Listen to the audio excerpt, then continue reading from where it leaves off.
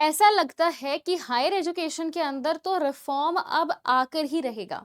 जैसा कि आप सभी को पता है, बहुत टाइम से ये बात चलती चली आ रही है दैट अब यूजीसी, एआईसीटी और एनसीटी जैसी रेगुलेटरी बॉडीज को हटा करके एक सिंगल अम्ब्रेला बॉडी को बनाया जाएगा, विच इज एचईसीआई।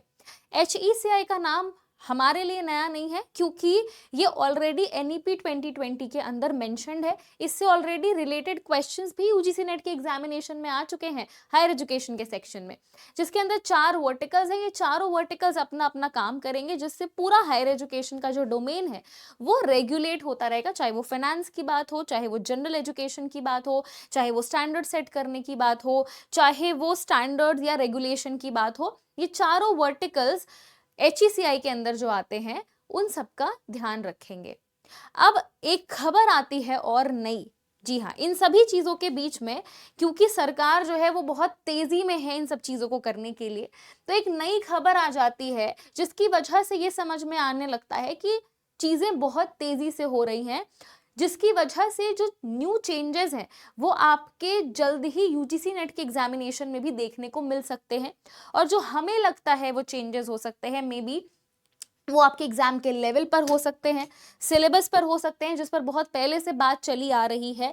जो हमारे पहले यूजीसी के चेयरमैन थे एम जगदेश कुमार, उनके टाइम पर, अब तो वो खैर वो नहीं है इस पद पर, लेकिन उन जब वो इस पद पर थे भी तब भी इस बारे में बात हुई थी कि भाई जो यूजीसी का सिलेबस है उसको अपडेट किया जाएगा, पेपर 1 और पेपर 2 का। और साथ ही साथ ऑफलाइन एग्जामिनेशन को लेकर के भी काफी बातें हो रही है। अभी हाल ही में एक न्यूज जो है वो सामने आई कि कुछ एग्जामिनेशंस को along with UGC net offline करने की बात की जा रही है। तो आइए इस वीडियो के माध्यम से हम लोग इस पूरे जो वारदात जो ये चल रहा है, ये जो पूरा सीक्वेंस चल रहा है, क्या क्या चीजें कैसे कैसे हुई है, क्या क्या नई चीजें आ चुकी हैं, वो आप लोगों का एज स्टूडेंट्स, एज विद्यार्थी जानना बहुत ज्यादा जरूरी है। तो ये वीडियो आपको वो कंप्लीट इन्फॉर्मेशन देगा। मैं प्रोज एंड कॉन्स दोनों के बारे में डिस्कस करूंगी, अपना भी कुछ ओपिनियन आप लोगों को जरूर बताऊंगी, और आप लोग भी अपना ओपिनियन जरूर से कमेंट सेक्शन में मेरे साथ साझा करें। चलिए, तो सबसे पहले आज हमारे पास में एक नई न्यूज आई है 13 दिसंबर की, जिसमें यूजीसी एआईसीटी की होगी छुट्टी, केंद्र सरकार लाई विकसित भारत शिक्षण अधीक्षण, अब एक ही रेगुलेटर संभालेगा देश का हायर एजुकेशन।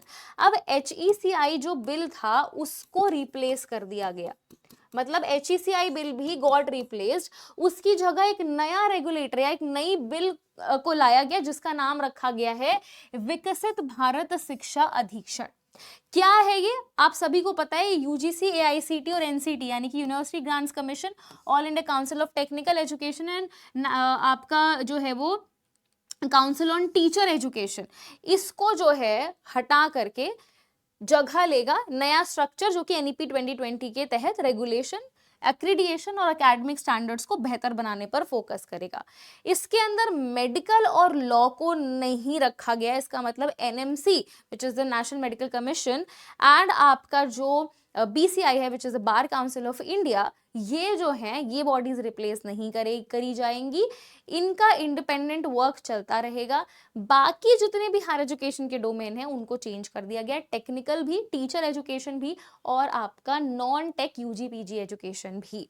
ठीक है, एक तो ये आपका आ गया। जब बिल पार्लियामेंट में आ गया, इसका मतलब है कि अब इस पर बिल पास हो जाने के बाद ये जो चीज है वो आपकी बहुत तगड़ी तरीके से शुरू हो जाएगी, मतलब पूरा जो रिफॉर्म है हायर एजुकेशन में वो शुरू हो जाएगा।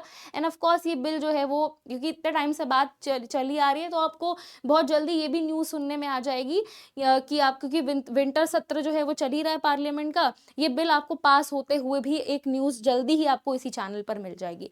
अब मेरा जो एनालिसिस है वो क्या कहता है, ये जो आपका विकसित भारत शिक्षा अधीक्षण बिल है, इसने यूजीसी, एआईसीटी और एनसीटी तीनों को हटा दिया। एचईसीआई बिल का नाम भी चेंज हो गया, अब नया बिल का नाम आ गया।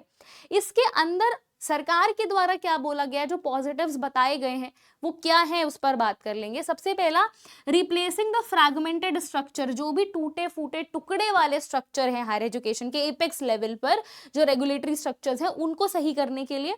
दूसरा, अब बहुत सारे लोगों को मिसकॉन्सेप्शन है कि यूजीसी, एआईसीटी और एनसीटी हट जाएंगे, वो फंक्शन करेंगे लेकिन वो इसी के अंदर अब्जॉर्ब होकर के फंक्शन करेंगे।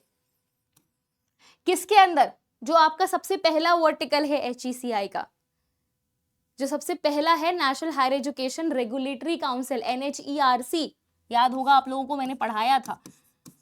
इसके अंदर आ जाएगा, इसी के अंदर अब्सॉर्ब हो जाएंगे ये तीनों वर्टिकल्स, और फिर भी इनका काम चलता रहेगा एंड ये न्यू अथॉरिटी के अंदर फिर काम करेंगे विच इज NHERC। अच्छा, उसके बाद इससे फायदा ये होगा कि डुप्लीकेशन नहीं होगा, और ये जो बदलाव आएंगे वो ग्रेजुअल होंगे। मतलब ऐसा नहीं कि एकदम सडनली बोल दिया जाएगा कि ना ना ना ना सब कुछ चेंज कर दो एकदम, बिल्कुल ऐसा नहीं है।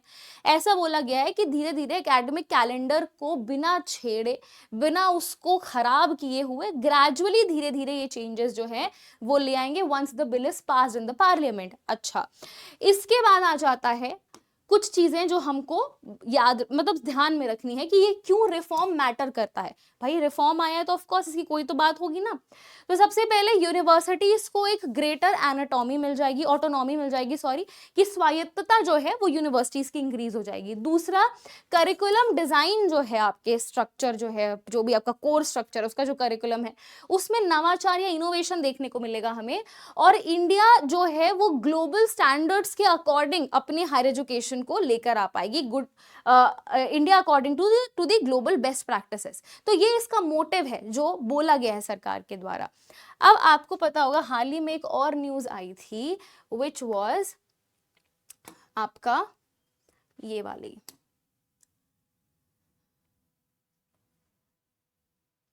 एक सेकेंड, हाँ जी,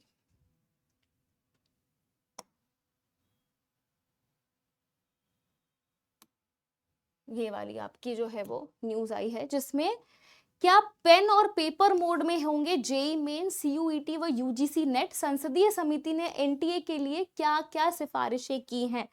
तो अभी जो आपका विंटर सेशन चल रहा है पार्लियामेंट के अंदर, वहां पर इन कुछ एग्जामिनेशन को ऑफलाइन करने की भी बात बोली गई है, जिसको इस बात पर बोला गया है कि भाई पेपर लीक की घटनाओं को देखते हुए NTA को पेन पेपर बेस्ट टेस्ट की तरफ लौट जाना चाहिए।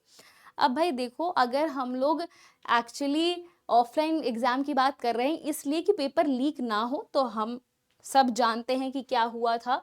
आप सभी को पता है NTA ने 2024 में ऑफलाइन पेपर कंडक्ट कराया जो कि पेपर लीक हुआ, और जो लेवल था पेपर का उसमें मेजर डाउनग्रेड देखने को मिला। मतलब ऐसे साधारण क्वेश्चन जो NTA के लेवल के ही नहीं लग रहे थे, ऐसे क्वेश्चंस पूछे गए थे उस ऑफलाइन एग्जामिनेशन में। उसके बाद इन्होंने दोबारा से रिकंडक्ट करवाया वो एग्जाम फिर से, और उसको ऑनलाइन मोड में ही करवाया। मतलब बात ये हो रही है कि भाई लीक ना हो इसलिए तुम उसको ऑफलाइन कराओ, ऑफलाइन कराया तो लीक हो गया, इस वजह से वापस से हम ऑनलाइन आ गए। तो ये चीज अगर बदलाव होती है इस बिल के आने के बाद तो ये सही नहीं है, क्योंकि मैंने आपको पॉजिटिव्स बताए हैं तो मैं आपको नेगेटिव्स भी बताऊंगी। Offline paper is not the better option. हम जहां मॉडर्न टेक्नोलॉजी की तरफ पहुंच रहे हैं, जहां पर हम ICT इनेबल कर रहे हैं, हर चीज को, इंफॉर्मेशन एंड कम्युनिकेशन टेक्नोलॉजी को ला रहे हैं, वहां अगर हम ट्रेडिशनल मोड में चले जाएंगे तो हम पीछे जा रहे हैं। हमें अपने ऑनलाइन सेक्टर को, इंटरनेट को और अच्छी तरीके से यूज करने की जरूरत है। अभी हाल ही में ये भी पता चला कि NTA के पास में 457 करोड़ रुपीज हैं जो कि स्टूडेंट से ही उन्होंने लिए हैं। तो अपना इंफ्रास्ट्रक्चर, अपना जो ICT इनेबल CBT मोड का एग्जामिनेशन है उसको बेटर करने के बारे में सोचना चाहिए, rather than all these offline things which I am not in the favor of। उसके अलावा दूसरी चीज जो हमारे सामने देखने को आ रही है वो है सिलेबस। आपका जो है 2023 में ये आ गई थी बात कि भाई the university grants commission is set to revise the syllabus for national eligibility test NET and it will form an expert panel for the exercise, Chairman Jagdesh Kumar said on Tuesday।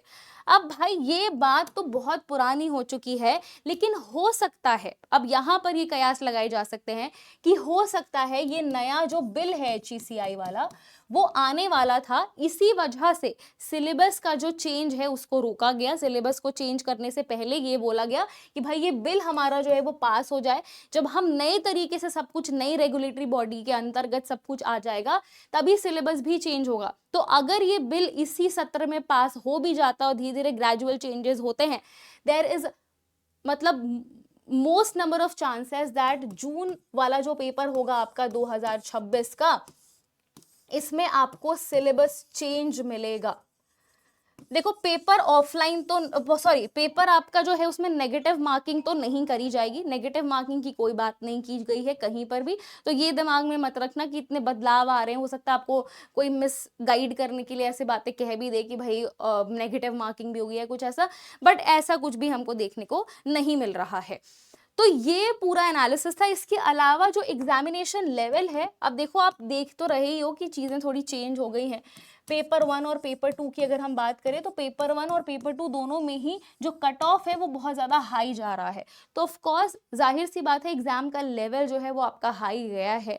और इस bill के आने के बाद, क्योंकि ये सब कुछ एक ही बॉडी के अंतर्गत हो जाएगा, चाहे वो फंडिंग हो, चाहे वो स्टैंडर्ड सेटिंग हो, चाहे वो आपका रेगुलेटरी फ्रेमवर्क हो, तो पेपर का लेवल जो है वो मुझे ऐसा लगता है कि अब एक्चुअली डिफाइन कर देगा जो नए चेंजेस हैं उसके अकॉर्डिंग। ये चेंजेस होने के बाद एक्चुअली इस लेवल का होना चाहिए था पेपर जैसा अब आ रहा है, बट लेवल पहले ही आपका ऊपर हो चुका है, चेंजेस आपके बाद में आ रहे हैं, बट ये लेवल एक्चुअली अब इस चेंज को जस्टिफाई भी कर रहे हैं। सो ये मेरा एनालिसिस था आपके लिए।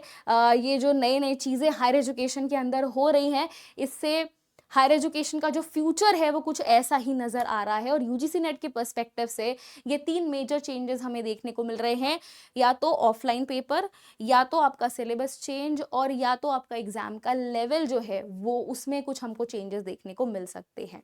सो ये था मेरा एनालिसिस वीडियो। आई होप आपको अच्छा लगा, और if yes then do like share and subscribe to the channel.